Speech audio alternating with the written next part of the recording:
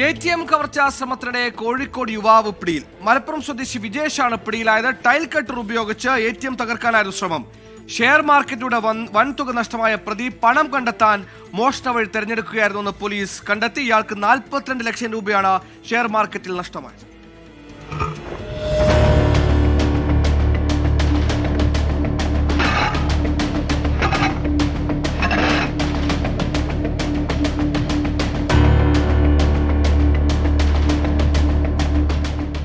പെട്രോളിങ്ങിനിടെ പോലീസുകാർക്ക് തോന്നിയ സംശയമാണ് പ്രതിയെ വലയിലാക്കിയത്.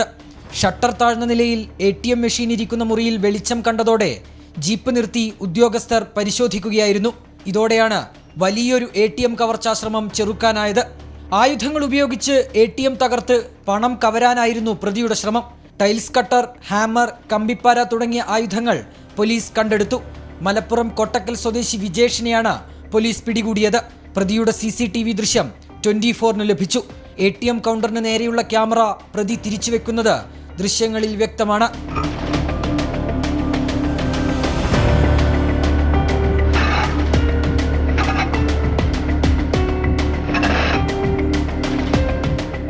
പ്രവാസിയായിരുന്ന വിജേഷ് ഏതാനും മാസങ്ങളായി നാട്ടിലാണ്.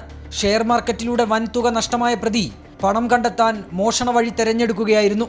42 ലക്ഷം രൂപ കടമുണ്ടെന്നും വീട്ടാൻ വഴിയില്ലാത്തതിനാലാണ് കൃത്യത്തിന് മുതിർന്നതെന്നും പ്രതി പോലീസിന് മൊഴി നൽകി. 24 കോഴിക്കോട്.